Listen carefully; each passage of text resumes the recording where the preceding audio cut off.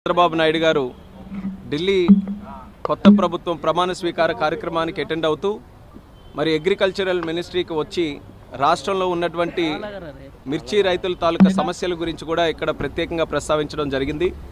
నిన్న agriculture minister Shivraj Singh Chauhan గారు ప్రత్యక్షంగా ఇక్కడ అందుబాటులో లేకపోయినా ఆ మీటింగ్కి వర్చువల్లో కూడా ఆయన అటెండ్ అయ్యి మరి కొన్ని విషయాల మీద చంద్రబాబు నాయుడు గారు కూడా రాష్ట్రం తరపున మిర్చి రైతుల తరపున ఉన్నటువంటి సమస్యలు ప్రస్తావిస్తే అది ఖచ్చితంగా ఇమీడియట్గా టాప్ ప్రయారిటీ మీద తీసుకొని అవన్నీ కూడా సెటిల్ చేస్తామని చెప్పి కూడా ఆయన హామీ ఇవ్వడం జరిగింది. మరి నిన్ననే ఆయన వేరేగా ఒక మీటింగ్ ఈరోజు పెడతామని చెప్పి ఇచ్చినటువంటి హామీ ప్రకారం ఈరోజు ఒక మీటింగ్ పెట్టుకున్నాం. అగ్రికల్చర్ మినిస్ట్రీ తాలూకు అధికారులు నేను కూడా అటెండ్ అయ్యాను. రాష్ట్రం తరపున అచ్చెన్నాయుడు గారు అలాగే అక్కడ ఉన్నటువంటి అగ్రికల్చర్ టీం అందరూ కూడా అటెండ్ అయ్యి మళ్ళీ ఆ సమస్యల మీద ప్రత్యేకంగా చర్చించడం కూడా జరిగింది. అందులో ముఖ్యంగా ప్రొక్యూర్మెంట్కి సంబంధించి, ఎందుకనంటే ఇది ఇమీడియట్గా స్టార్ట్ అవ్వాలనే ఆలోచనతో చంద్రబాబు నాయుడు గారు నేను రిక్వెస్ట్ చేశారు. మరి దాన్ని సీరియస్గా తీసుకొని కేంద్ర ప్రభుత్వం అలాగే మంత్రి గారు కూడా దాన్ని ఇమీడియట్గా చేయిస్తామని చెప్పి హామీ ఇచ్చారు.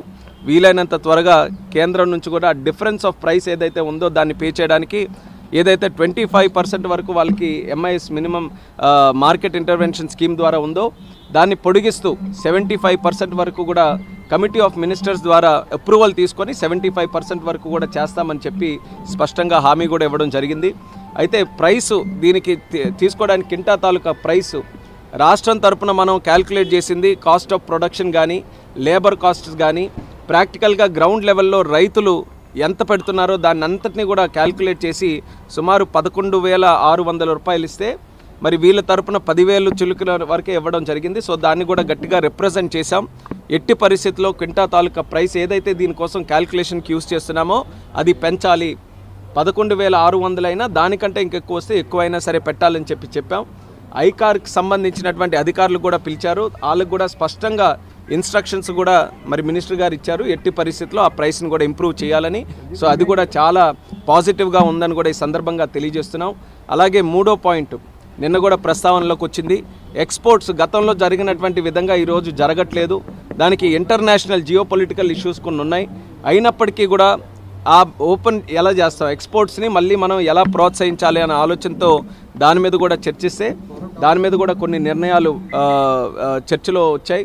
ఆ నిర్ణయాలని ఏ రకంగా అమలులోకి తీసుకొని రావాలన్న దాని మీద రాష్ట్రంలోనే ఎక్స్పోర్ట్స్కి సంబంధించి ఎక్స్పోర్టర్స్ దీనికి ఈ యొక్క చిల్లీ ఫీల్డ్కి సంబంధించిన ఎక్స్పోర్టర్స్ కానీ FPOs కానీ రైతులు కానీ అందరినీ కూడా కూర్చొని పెట్టి వాళ్ళ ద్వారానే సమస్యలు ఏమున్నాయో తెలుసుకొని దానికి హెల్ప్ చేసే విధంగా చర్యలు తీసుకోవాలని ఒక నిర్ణయం తీసుకున్నాం.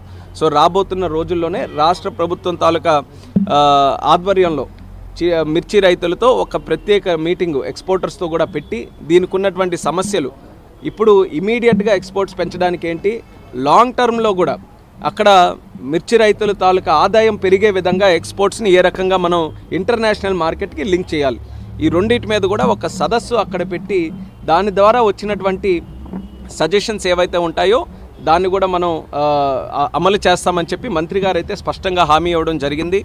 ఆయన కూడా చెప్పారు ఆయన మాటల్లోనే, చంద్రబాబు నాయుడు గారు అంటే చాలా గౌరవం, ఒక విజనరీ లీడర్. ఆయన ఒక సమస్య తెచ్చారనంటే అది స్పష్టంగా ఎంతో ఇంపార్టెంట్ అయితే కానీ ఇక్కడి వరకు తీసుకొని రారన్న ఆలోచనతో టాప్ ప్రయారిటీగా మినిస్టర్ గారు కూడా తీసుకున్నారు. ఆయన కూడా ఎంతో డెడికేషన్గా ఎక్కడ రైతుకి సమస్య ఉంటే వాళ్ళతో నిలబడేటటువంటి వ్యక్తి శివరాజ్ సింగ్ చౌహాన్ గారు.